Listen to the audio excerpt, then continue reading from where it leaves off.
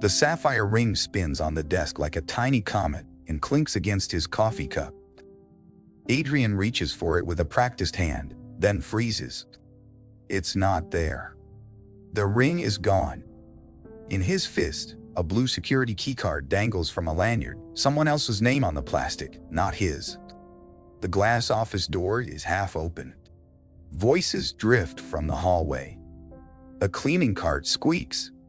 He stands in the corner office framed by 90 floors of sky. Adrian Garrick, the man who signs payroll with a pen that costs more than a used car, stares at the empty velvet ring box. The sapphire ring, his late mother's, lived there. It was the only thing in this place he didn't buy. He closes the lid and opens it again, as if a trick will put the jewel back. "Sir?" says a soft voice at the door. The cleaning lady steps in. Her name badge says Mila. She keeps to the edges of rooms. She wipes fingerprints from other people's lives. She holds the bucket with both hands, delicate and careful, a bright yellow glove clinging to her wrist like a bracelet. Her eyes flick to the velvet box. She knows the shape of every object on that desk by heart. "We are almost done," she says. "Do you want me to?"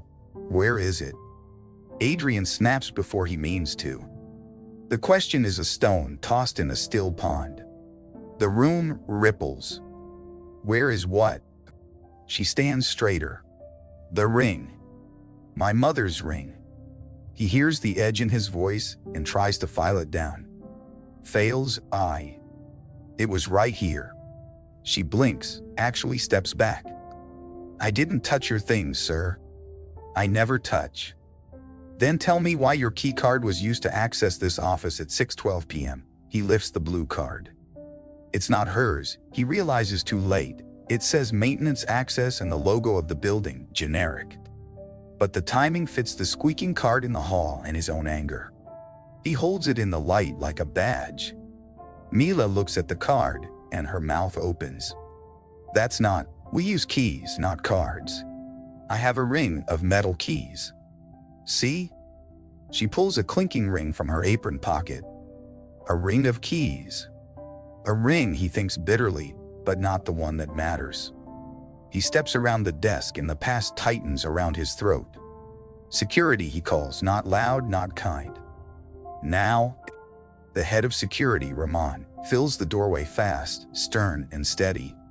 "Problem, Mr. Garrick?" "My mother's ring is gone," Adrian says. "It didn't walk out by itself." Ramon's eyes do their slow scan of corners. The coffee cup. The velvet box. The cleaning cart. The mop, leaning like a question mark.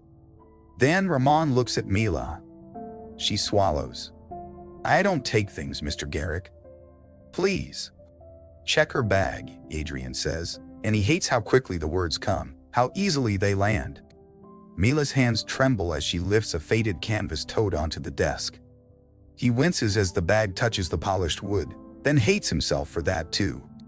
She empties it with careful precision, a small lunchbox with a cracked lid and a hand-drawn sticker of a rainbow, a folded cardigan, a crumpled receipt from the supermarket, a baby blue envelope addressed in careful letters, Mila, and a plastic hairbrush with missing teeth. Ramon pats the tote, then the pockets of the cardigan. Mila stiffens but doesn't pull away. The room is quiet, except for the hum of the city, and the tiny click of the velvet ring box lid opening and closing, as if it too can't believe it's empty. "It's not here," Ramon says. Adrian runs a hand through his hair. "Check the cart." They look under rags, inside the plastic bin that holds the trash bag, behind the bottle of glass cleaner. Nothing. The ring glows in no one's hand, because it is nowhere. "I did not take it," Mila says. Her voice is small and steady. "But if you want my key, I give." She holds up the ring of metal keys again, offering them like she'll cut off her hand if it pleases him. Adrian looks at the blue envelope on his desk. It doesn't belong to him, and therefore irritates him. "What's that?" "It's not for now." She reaches for it. He puts a finger on it first. "You bring personal mail into my office," he says. Only to remind me, she says. I forget. I work night and day. What is it? He slides it toward her. He expects her to snatch it. She does not. A school note, she says. For my son. The word son hits the window and slides down. What does he need? Adrian hears himself ask. The question tastes strange in his mouth. Shoes, she says after a second. He grows. I tell him to wait. He doesn't know the word. There's not a drop of pity in her tone.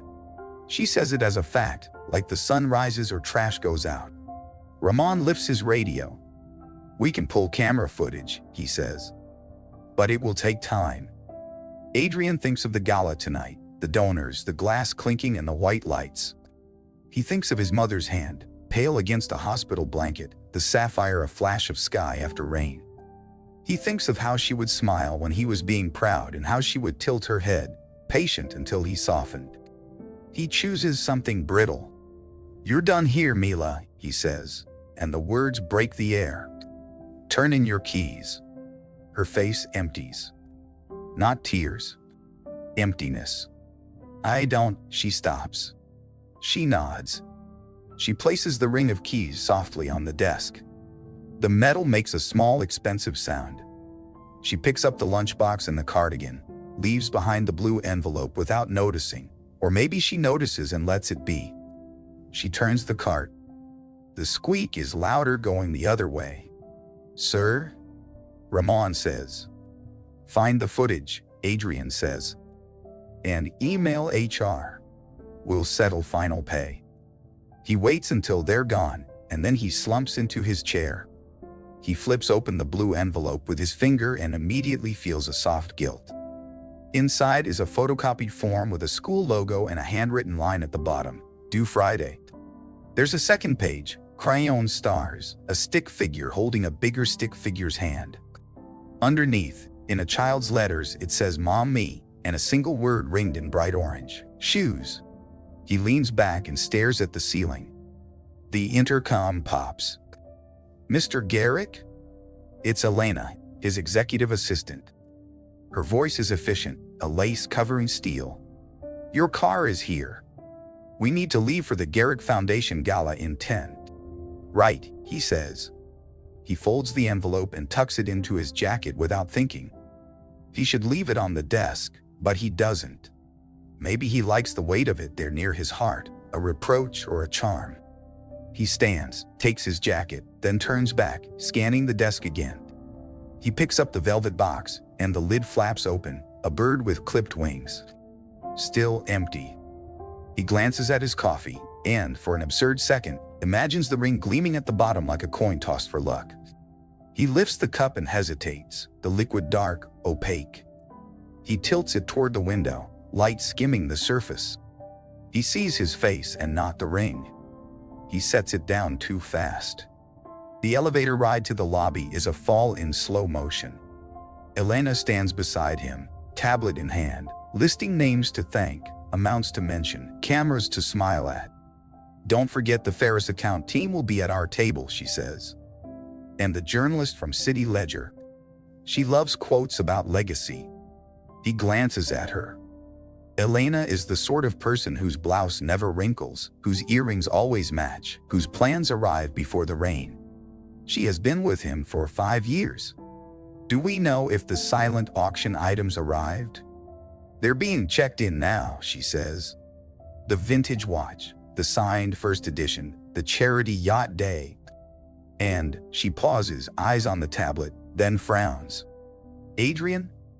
The ring isn't listed on my sheet. You never told me where you placed it. He stares. You knew. I saw the box earlier, she says. You took it out, remember? You said, I'll bring a piece of my mother to the gala. Her eyes lift. Was that not okay? He wants to say, ask me that any day but today. The elevator doors open, and the lobby spills light, and the whine of wheels and the scent of flowers delivered somewhere rich. They step through. Cameras wait. The night is down the steps and into the car. As they drive, the The city throws itself past the window in glittering slices. The gala spreads across the museum like a silver lake.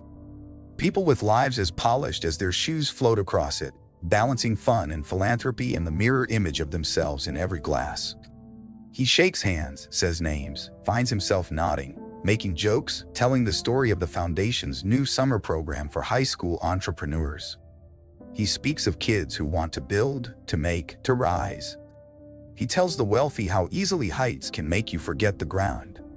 Halfway through, he trips on his own sentence because he is remembering a lunchbox with a cracked lid, a blue envelope with the word shoes. During the silent auction results, he catches sight of someone in the back of the room. Ramon, security jacket off, tie at half-mast like he ran into evening. Adrian excuses himself and meets him near a sculpture that appears to be a stainless steel cloud. "You shouldn't be here," Adrian says, but he is grateful. He feels like a man who threw a rope and can't recall which end he holds. Ramon lifts a small zip bag. Inside, a thumb drive. "Footage," he says. "I pulled the camera facing your door and the one in the hallway. The servers were slow." "What did you see?" Ramon glances around, lowers his voice. "Your assistant, Elena. She swiped your office at 5:58 p.m. She entered, stayed 3 minutes. You arrived at 6:11 with the ring box, left at 6:05. Mila in the hallway at 6:12 with the cart. She didn't go inside." Adrian's chest tightens. People float by, laughing, and the words keep getting stuck in his throat like stones. "Elena?" he says, doing the math of minutes, the no-smudge woman in his elevator. "I didn't see what happened inside," Ramon says. "The interior camera's view is blocked by that floor lamp. Someone put it closer to the door, maybe to hide the desk." He looks toward the banquet doors, where Elena stands with a donor, smiling, a champagne flute perfect as a commercial. Also, Ramon says, housekeeping logs show Mila discovered a wallet in the cafeteria at 4 and turned it in at security. The owner picked it up. He left a note. He hands over a small folded slip. Adrian opens it. Block letters, "To the cleaner who found my wallet, thank you. I'd be lost without my late wife's picture." GH, he feels heat rise under his collar. He is a man at a gala with a foundation for opportunity, who fired a woman who turns in wallets and saves pictures. He looks at the thumb drive in the plastic bag. It weighs nothing and everything. "Pull the camera from inside my office for yesterday and this morning," he says. "Angle 3. And call it to fix that lamp's placement." "Already did," Ramon says. He nods toward the stage. "You're up." Adrian returns to applause and warm lighting. He says his lines like a man who knows them by heart and no longer believes he deserves to speak them, yet something steadies him. When it's over, he finds Elena near the coat check, her tablet in her bag now, her attention softer. "You did well," she says. "You brought your mother with you." He looks at her for a long second. "Elena, did you go into my office at 5:58?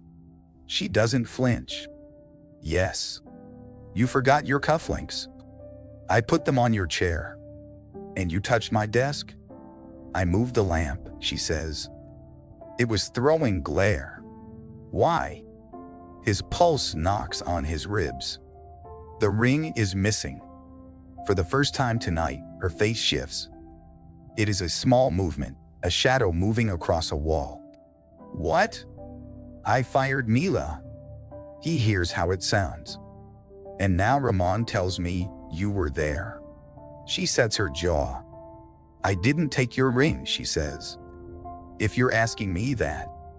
"I'm asking where it went," he says. "Because my mother wore that ring when she told me to do better than my father. Because I aimed a shotgun at the wrong person at close range." She opens her mouth, then closes it. She steps closer, lowers her voice until it is thin as a thread.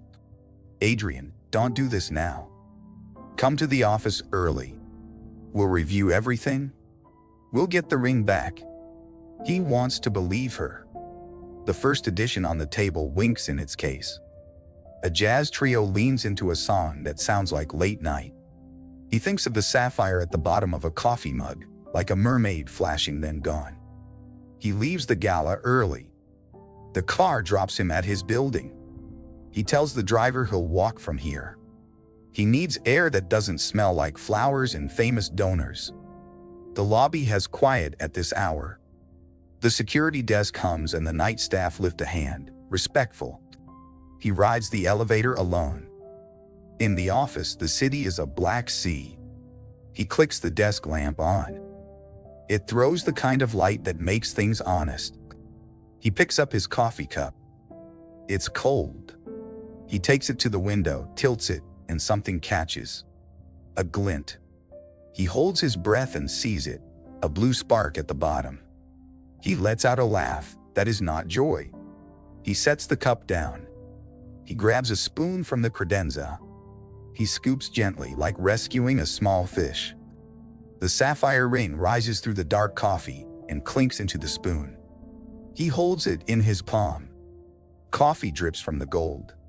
He looks at it and at the empty room and wants to hit his head against the wall and also fall to his knees. It was here. It was here the whole time. He wipes it with a cloth, careful, reverent. He slides it into the velvet box and closes the lid. He sits. The chair creaks. The room is quiet except for his breathing and the air conditioning's long sigh. On the desk, his phone buzzes. A text from an unknown number. He almost ignores it, but he looks. The message is a picture. The picture is his office. The angle is high, from a corner, not from his cameras. It shows Elena at his desk, back to the door. It shows her moving the lamp. It shows her finding the velvet box and opening it. It shows her smiling, just a fleeting upward tilt. Then it shows her closing the box and pulling her phone out, angling it at the ring by his coffee. Another text buzzes. "We should talk," it says. Or this goes to City Ledger. He feels the bottom drop, and the chair hold him because that's what chairs do. He looks up at the camera in the corner, the one that's blocked by the lamp and the footage Ramon pulled. He looks back at the text with the angle that isn't his. Someone else was here watching his life like a show. He scrolls down. A third text lands. "Check the blue envelope in your jacket. Turn it over." He pulls the envelope out. He turns it over. On the back, in neat, unhurried writing, there's a note he didn't see before. She moved the lamp. He hears the squeak of a cart in his head and feels a hand open, offering keys like an apology she didn't owe. His office door clicks. He looks up. Mila stands in the doorway, hair damp from the night air, tote on her shoulder, eyes wide as if she ran. She sees the ring box on the desk. She sees his face. She lifts a hand. She's holding a folded sheet of paper, something printed. Her throat works before sound. Then, "Mr. Garrick," she says, "I think you need to read this. It's about Elena." Adrian does not stand right away.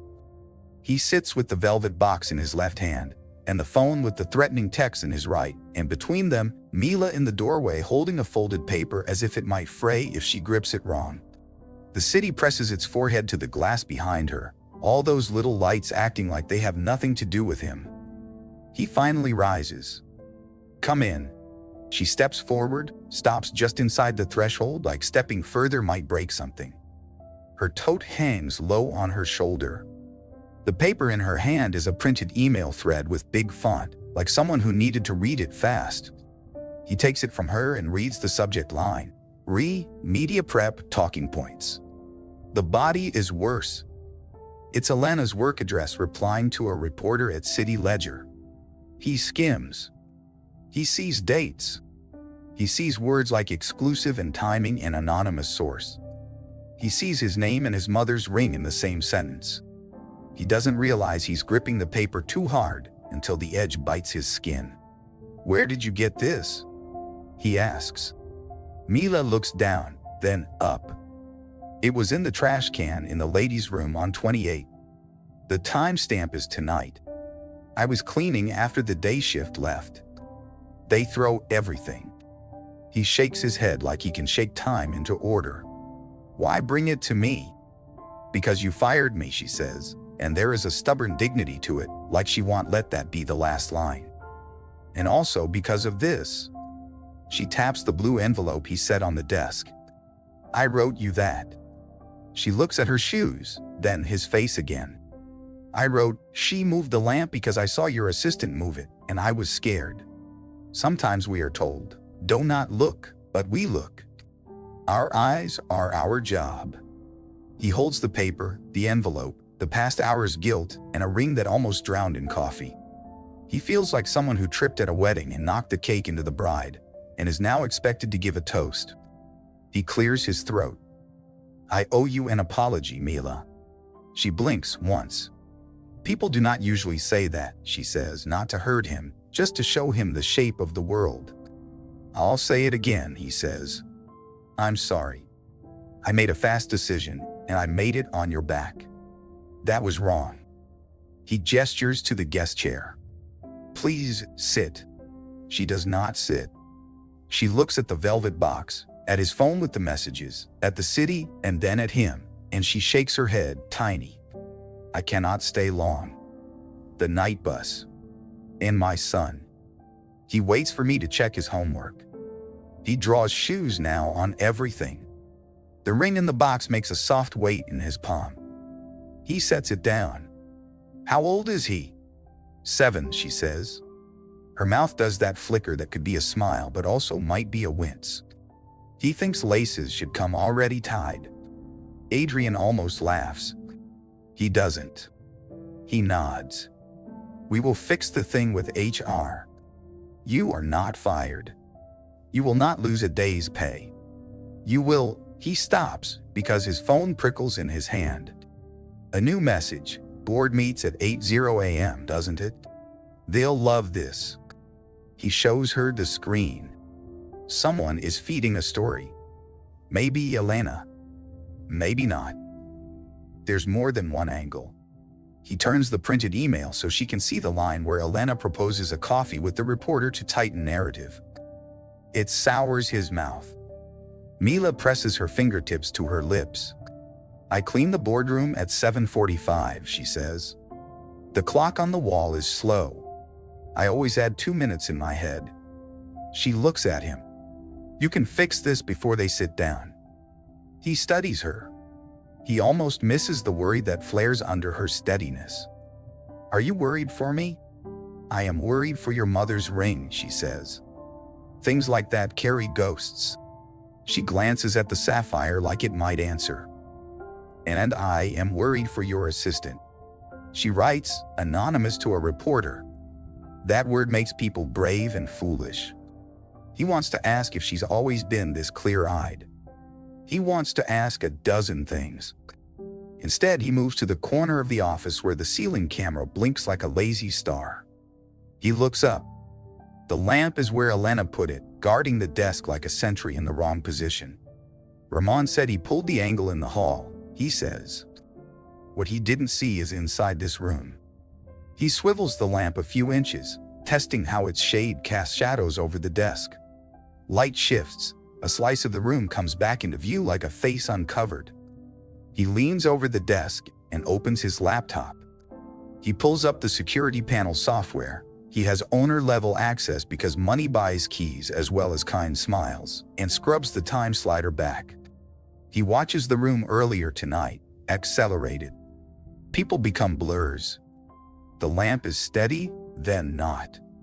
Elena appears, a model of efficiency, a person you would cast as assistant in a commercial about trust.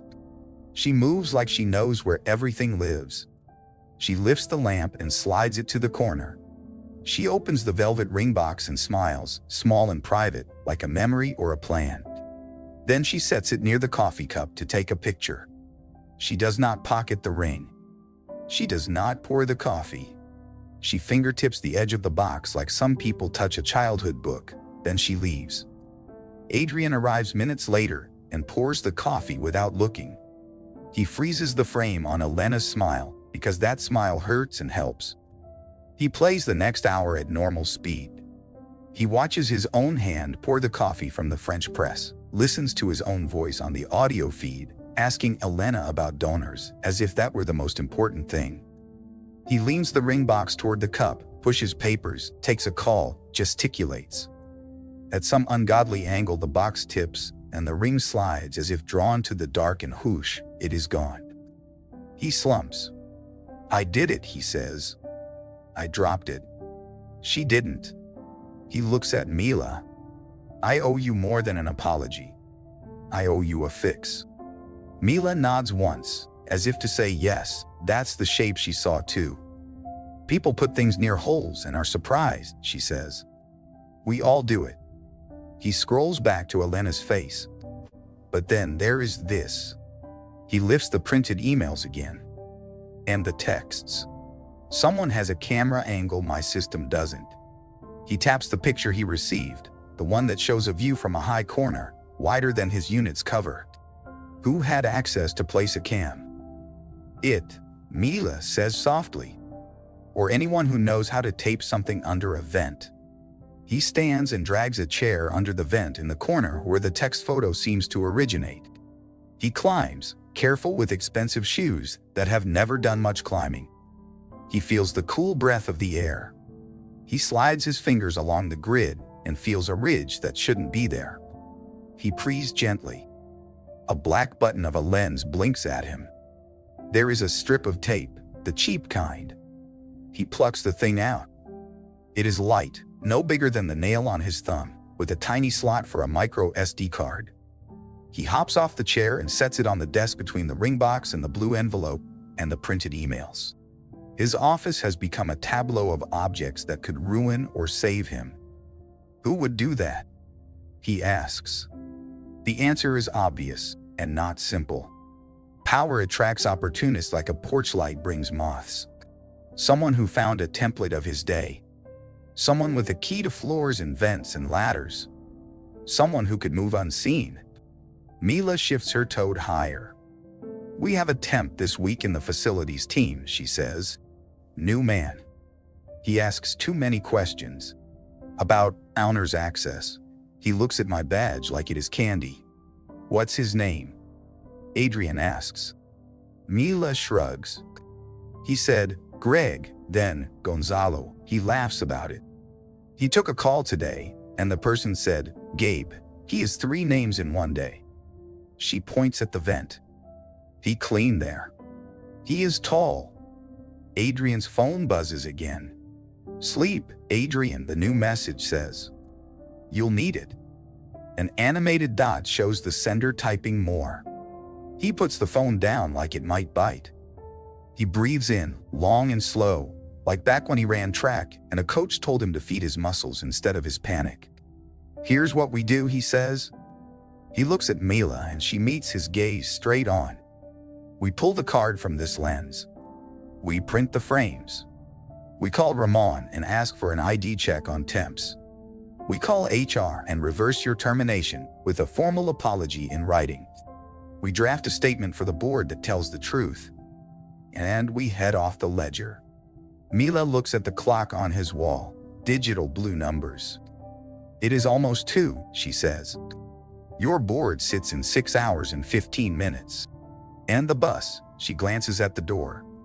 He walks to his credenza, opens a drawer, pulls out a plain white envelope, writes her name on it with his pen that costs too much, and tucks a card from the foundation inside. "A car will take you home and bring you back at 7, he says. "Call this number." He slides the envelope across the desk. "Please." She hesitates. "I don't take money I don't earn." "You already earned this," he says. "You saved me from myself." He nudges the blue shoe envelope with a finger. "And if you want me to buy your son shoes, you will have to let me earn that right by apologizing properly first." She looks at him for a long 2 seconds that feel like someone folding a long piece of cloth and unfolding it again to test its strength. Then she nods. "Okay." He walks her to the elevator. A visual beat clicks into his mind like a camera shutter. The elevator doors open, and for a second they stand there in the reflective silver, his expensive suit next to her simple coat, the blue envelope between them like a flag of truce. She steps in. She lifts a hand. "We mop," she says, a small grin surprising both of them. It looks clean after. The doors close. He leans against the cool frame and lets his shoulders drop. Back at his desk, he slides the tiny camera's card into his laptop with the care of loading a fragile truth. A folder pops open. Video files. He plays the one from early evening. The view shimmies as someone with tall fingers and a casual gilt tapes the lens inside the vent frame, points it, tests the angle with his own face filling the screen for a second. The face is handsome in a forgettable way. A cap shadow. Stubble. The kind of man you wouldn't notice unless he wanted you to. He wishes he could freeze that face and show a police lineup. He takes a screenshot anyway and prints it. Paper emerges warm and a little damp. He lays it beside the ring box and sees himself doing what his mother warned him about, making altars out of things that don't deserve worship. He scrubs forward. Elena. The lamp. The smile. The photo of the ring beside the coffee cup. The temp's face appears for a half second again as he checks something in the doorway. When the printer spits the second still, a clear shot of Elena opening the ring box, he knows how this will read in the wrong hands. Assistant tempted by boss's heirloom. He tastes metal. He prints the frame of his own hand tipping the box and the ring sliding into the coffee. He looks from one to the other. He gathers them into a stack and clips them with the kind of gold clip that makes even bad news look organized. He drafts the statement to the board next. Simple. Penitent. Specific. He writes bullets and then deletes the bullets because he remembers people don't need bullets when you're telling the truth. He writes, at approx. 6:05 p.m. I inadvertently dropped my late mother's ring into my coffee. At 6:30 p.m., without confirming, I fired an employee. At 1:10 a.m., I recovered the ring. I have reversed the termination. There was an unauthorized camera in my office. Investigation ongoing. You deserve to hear this from me directly. He pauses, then adds, I am deeply sorry. He sends the draft to his own email and to Ramon's, and then to the general counsel because lawyers like to arrive early when something is about to break. At 3:12, the office is so quiet, even the air seems to be treading carefully. He sets his head on his forearms for 5 minutes. It turns into 20. He wakes with the clean shock of a body that remembers it is supposed to be in the race. He checks his phone. Another text from the unknown. Picture plays well. City ledger at 7. Then, a location pin near a coffee shop a block from the building. He forwards the text to Ramon with one line, on my way. Meet me. At 6:45, the sky is a gray blue that makes buildings look honest. He wears a simpler suit. He tucks the ring box into the inner pocket and the stack of printed frames into a folder. In the lobby, he meets Ramon, who holds a name badge printer and a jaw set to a namused. Greg Gonzalo Gabe is Gabriel Hart, Ramon says, handing over a sheet. Contractor. Fired last year from another tower for placing cameras. He got in with a temp badge because someone upstairs was sloppy. We have him on footage exiting 4 hours ago. He taps the screenshot Adrian printed. Same face. They walk the block to the coffee shop the text pinned. The bell rings when they push the door. The place smells like promise and burnt sugar. A man with a cap sits in the back with a screen glow on his face. He looks up. He smirks.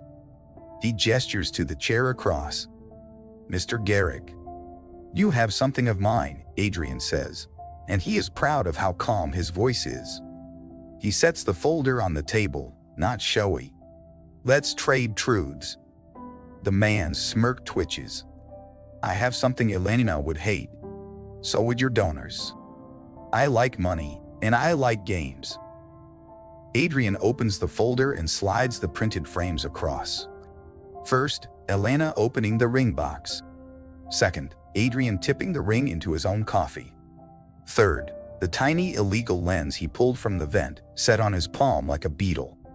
Fourth, the temp's face filling the screen as he tapes it up. He watches the man watch his own face. "You're sloppy," Adrian says. "You taped the camera with the building's cheapest tape. You looked into the lens like a man admiring himself in a spoon." He lifts his phone. "And you text like a boy who thinks the city is a toy." The man's jaw clenches. He reaches for his own phone. Ramon's hand lands on the table, a large, polite paperweight. "No," Ramon says. "You'll sit while we call the police." "And the ledger?" "We'll meet them with the truth in the lobby." The man laughs, short. "You think a paper wants the truth? They want a picture of your assistant smiling at a ring." He taps the print. "This one." Adrian's pulse spikes, then steadies. He is a person who has shaken the hands of people who think they own the sun. He knows when to pay and when to stand up. "They'll get the series," he says. He taps in order, Alina's smile, the ring sinking, the camera in his hand, the face of the man in the cap. "And they'll get a quote from me about humility." He tilts his head, hears his mother telling him to make sentences clean even when they cost. "Also, Gabriel, we have you on a previous building's incident." That pattern is a journalist's favorite word. The man's eyes narrow. "You have no idea how fast a story moves." "My building has fiber," Adrian says lightly. "We do speed well." They wait. The coffee darkens in cups they don't drink. The cops arrive, and with them the end to this little play. Gabriel tries 2 more smiles, then he lets his face go blank. They cuff him without drama. He gets 1 sentence off as they guide him out. "You shouldn't have trusted her." Adrian looks at the door after it closes. "He means Elena," he says. "But I think he's wrong. I think I trusted her to be perfect and forgot we're not." He looks at Ramon. "We'll know more soon. Subpoena his phone. Pull his messages. Track his bank." By 7:30, he's back in the tower. The lobby smells like lemon and morning paper. People wear the faces they put on for the day. In the boardroom, the long table waits, water glasses lined, chairs pushed just so. A blue clock on the wall reads 7:44. It is, as Mila promised, 2 minutes slow. Mila is there with a small spray bottle and a microfiber cloth, smoothing fingerprints from the glossy surface like erasing a fight. She looks up when he enters. Her coat is gone. Her hair is gathered.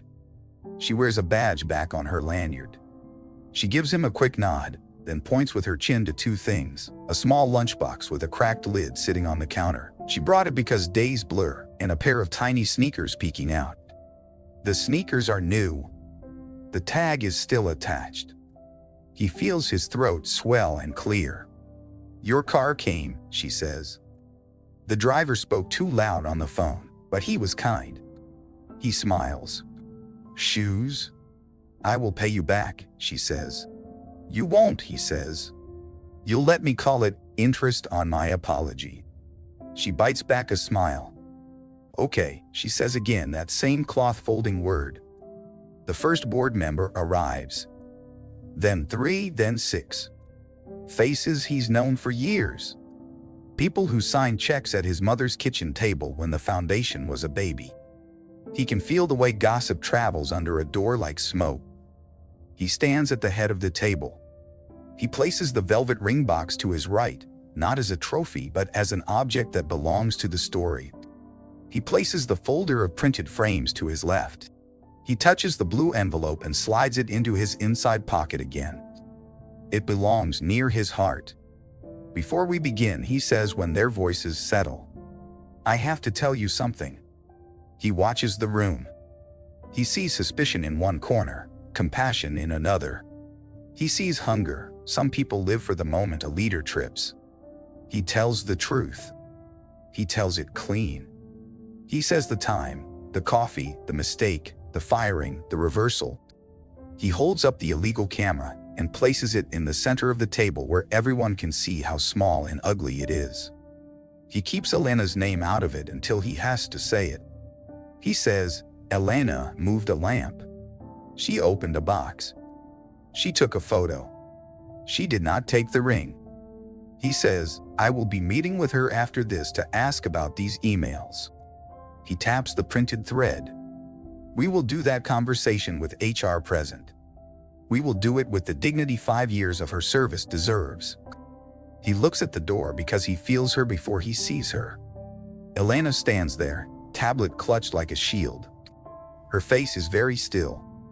He doesn't know how much she heard. She steps in. The room shifts because the room is always aware of people who make it move. Can we speak? She asks, addressing the table, not just him. Now, please. Adrian nods. The board looks like an amphitheater before a verdict. Elena walks to the end of the table, sets her tablet down, and puts both hands on the glossy wood. I moved the lamp, she says. I opened the box. I took a picture. I wanted to post it later with a caption about legacy because I thought it would play well for donors. It was stupid. She exhales, the kind of breath that leaves a person smaller. I sent emails to the ledger. I did. Not to sell a lie, but to pitch a story about our literacy grants that they want cover without a hook. Her voice wavers. I was going to tell you after the gala because I knew you'd be angry I did it without permission. But there was no setup about the ring. That came from an opportunist. She looks at the camera on the table like it's a bug she killed with her shoe. I should have kept tighter circles. That's on me. Adrian waits for the room to docket its judgments. He looks at her and sees not malice but a person whose ambition outran her humility. He sees himself 5 years ago. He sees his mother offering him a plate and a warning. A board member named Margaret, who always wears brooches shaped like leaves, speaks first. So we have a mess, she says. But we have also a ring found, a wrongful firing reversed, a criminal camera in our ceiling arrested, and an assistant who made a bad PR call. She looks around. Shall we be grown-ups? There are murmurs. Another member leans back and says, what about the ledger? The reporter is downstairs, Ramon says from the wall, because of course he has been there the whole time. We invited her up. Adrian nods. We'll give her coffee, he says. He touches the ring box. We'll give her the sequence of frames. Not to spin. To tell the actual story. If she wants a moral, I'll provide one. If she wants blood, she can go somewhere else. Elena looks at him. You're not firing me? It is a whisper that has more to do with fear than with salary. He holds her gaze. Not today, he says. Today I need you to help me clean. After that, we talk about boundaries, and you take a week. And we write down the rules we thought we didn't need to say out loud. She nods. A tear stands in the corner of her eye and does not fall. Okay. The reporter from City Ledger enters. The board makes space like the sea parts for a small boat. The reporter is younger than Adrian expected and has the eyes of someone trained to see both what is and what a headline can make of it. She takes out a small recorder, asks permission, receives nods. Adrian tells the story again, abbreviated. He shows the frames. He shows the bug camera with tape fuzz still stuck to it. He says, I made the biggest mistake first. He doesn't mention how money makes apologies easier to speak and harder to mean. At the end, the reporter snaps a photo of the ring box, the illegal camera, and the blue envelope peeking from his pocket, all lined up on the table like a lineup of suspects that turn themselves in. She smiles, thanks them, and says, You gave me a better story than the one I came for. The meeting moves on. Budgets, programs, the crisp scaffolding of work. But in the cracks there is something like peace. By 9:10, the boardroom empties and the room shivers a small relieved breath. Elena lingers by the window. Mila puts away her cloth. Adrian stands between them like someone given two ends of the same rope, and asks to make a knot that holds. Mila doesn't step fully inside. She keeps a respectful line at the door as if the carpet past it belongs to a different planet. "What is it?" Adrian asks, and his voice softens without permission. She extends the folded sheet. Her hands are steady now. He stands, takes it. The paper smells faintly of toner and lemon cleaner. Across the top, internal service request. The requester, Verlela. The line item, reposition floor lamp in CEO office to reduce glare on interior cam, a temporary auxiliary test cam for motion study. "Where did you?" "In copy room," Mila says. "Someone print and forget." "It was on tray. I saw your name. I thought, maybe this is why the camera didn't see. I wrote you on the envelope, but you didn't see. So I come back." Behind her footsteps, Ramon fills the frame. Breath quick, tie askew. He clocks the ring box on the desk, the coffee-stained cloth, the paper in Adrian's hand, and then Mila. "I traced the number," Ramon says, lifting his phone. "The text came from a prepaid, but it pings off our Wi-Fi logs as Owen guessed. Owen is the IT contractor testing the auxiliary cam. He's downstairs. I told him there's an access issue. He's on his way up." Adrian's stomach makes a small, hard knot. He turns the paper over. There's a second page stapled behind, an email. "Elena to facilities. Can you please nudge the lamp 2 feet toward the door? The glare ruins photos when I try to document the desk layout for our brand guide. Thanks.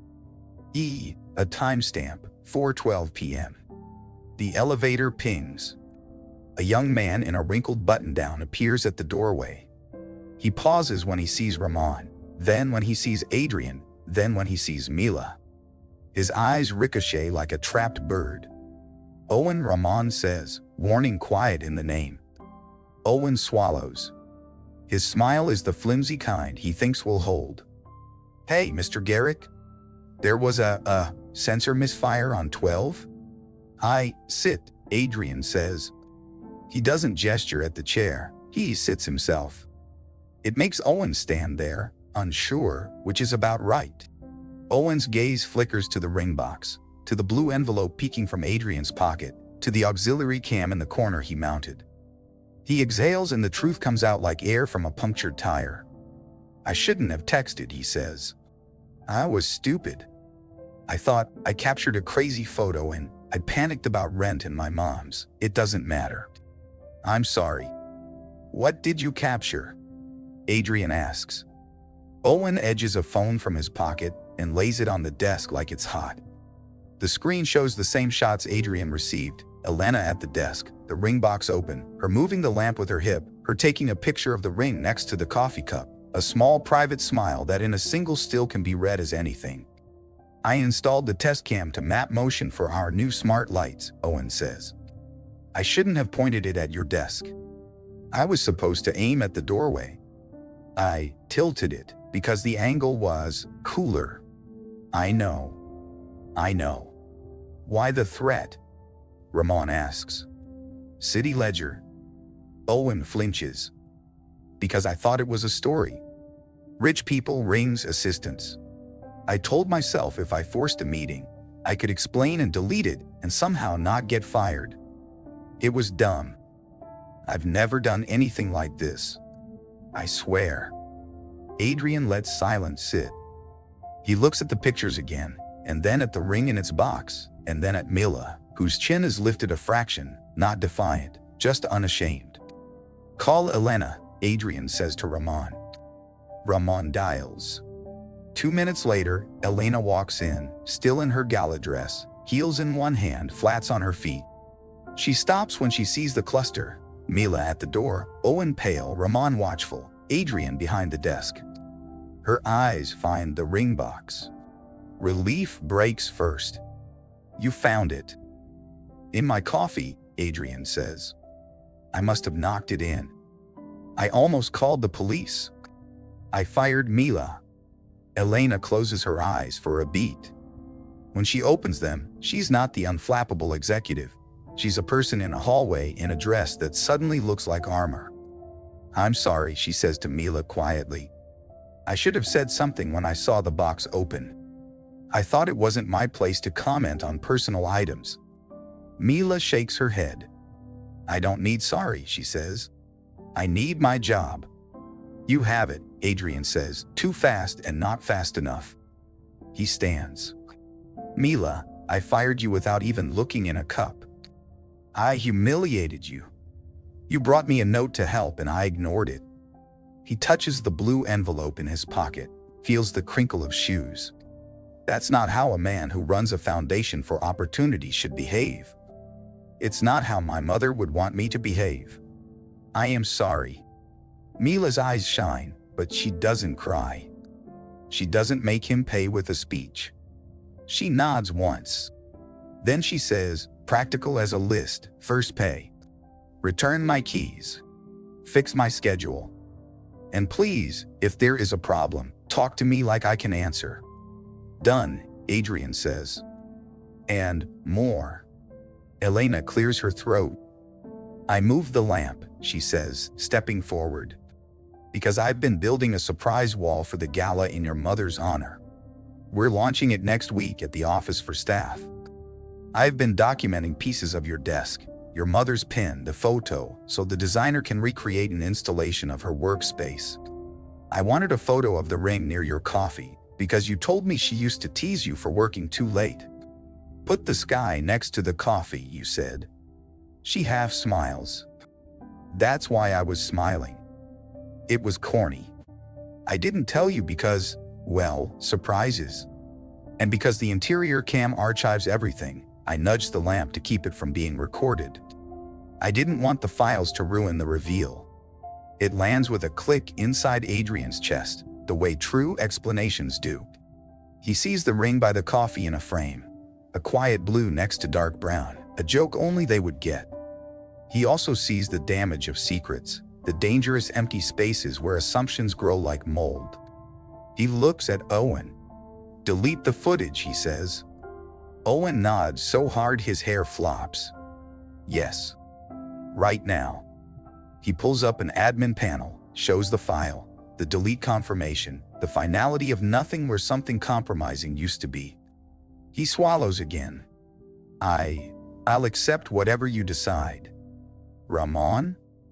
Adrian says. "Ramon's expression is a locked door. We can report him and end his contract." Adrian weighs the ring in his pocket memory, and the shoes in a child's drawing, and his mother's hand on a hospital blanket. He thinks of the foundation and what it teaches kids who have stumbled once. "Here's what we'll do," he says. "Owen, you'll write formal apologies to Mila and Elena. You'll sit down with HR and accept a probationary period under supervision. You'll spend the next 8 Saturdays helping set up our youth workshops here as a volunteer. If you ever point a camera where it doesn't belong again, you're done." Owen's relief is a small exploded light. "Thank you. I won't waste it." Ramon grunts, half disagreement, half respect. "I'll draft the paperwork," he says. Elena steps closer to the desk. "And what do we do about the damage in the meantime?" she asks, looking gently at Mila, then at Adrian. "Trust isn't furniture. It doesn't slide back where it was." Adrian nods. He turns the blue envelope over, runs his thumb across the word shoes in orange crayon. He opens a drawer, takes out a blank check, then pauses. A check is loud. It makes people feel small. He takes his wallet instead, removes a plain gift card he keeps for vendor thank yous, writes nothing on it. He slips it into the blue envelope and seals it. He steps around the desk. He holds it out to Mila, not like a savior handing down, but like a man asking a favor. "For your son," he says. "From the Garrick Employee Emergency Fund we should have had months ago. Tomorrow we'll set it up properly so no one else has to tuck envelopes into lunchboxes for things as basic as shoes." Mila doesn't take it at first. She searches his face for performance, for cameras. There are none now except the ones they all carry inside. She accepts the envelope and tucks it into her tote without looking at the amount. "He likes blue," she says simply. "Like the ring." Elena exhales. "I'll email HR," she says, business returning not as a mask but as a tool. "Mila, your schedule goes back as it was. And I owe you a cake. With your name on it. Not alone on a counter." Mila's mouth curves. "Tres leches," she says. "Please." "Done," Elena says, and it sounds like a promise she wants to keep for herself too. The office breathes again. The city hums through the glass. The ring sits in its velvet dark with coffee dried in one tiny groove, and somehow that feels right, like even perfect things need cleaning. "Stay a second," Adrian says. They stop at the threshold. He faces them all. "I built a life where everything gleams and locks and schedules. I thought that meant control. Today I learned it can mean blindness. From now on, if something goes missing, an object, a truth, we don't fill the space with guesses. We pause. We ask. We look in the cup." Mila laughs, a soft, surprised sound. Elena's smile is small but real. Ramon nods once like a soldier, conceding a better plan. Owen looks at the floor, then up, grateful.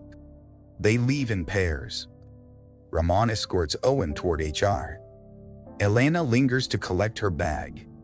Mila pushes her cart, the squeak not so loud anymore. At the elevator, Adrian catches up to Mila. "One more thing," he says. "Bring your son by the foundation this weekend. We're holding a sneaker design workshop. He can draw his own shoes. If he wants." Mila tilts her head. "He will like that," she says. "He thinks shoes make you run faster. He will draw wings." "Good," Adrian says. Wings are appropriate. When the doors close, the office is his again. He walks to the window. The city lies still for a heartbeat, all its urgent lights pretending to be stars. He opens the ring box and sets it on the desk. He pulls out his phone and opens the photo he took years ago of his mother's hand in the hospital, the sapphire a small sky against white. He places the real ring beside the picture, not for a brand guide, not for the gala, just for himself. Then he takes the ring to the sink, runs warm water, wipes away the last coffee stain. The velvet swallows it whole again. He locks the box, and before he can overthink it, he opens his office door and walks to the small display shelf in the hallway where employees leave family photos and funny mugs and birthday cards. He sets the ring box there behind glass. Not in a safe. Not hidden. Seen? Not to tempt, but to remember that trust is something you practice in public. The next afternoon, Mila's boy arrives holding a lunchbox with a new uncracked lid and a drawing of a blue shoe with wings. He runs in the hallway and stops at the glass case, staring. "Sky ring," he whispers, and presses his palm against the glass like a promise. Sometimes the smallest things are the heaviest, an envelope, a lunchbox, a ring in a cup, and sometimes that weight is exactly what brings a man back to ground. The office settles into evening. The city outside breathes in and out. Somewhere far below, a cart rolls without squeaking. What would you have done when the ring went missing? Accuse or check the cup?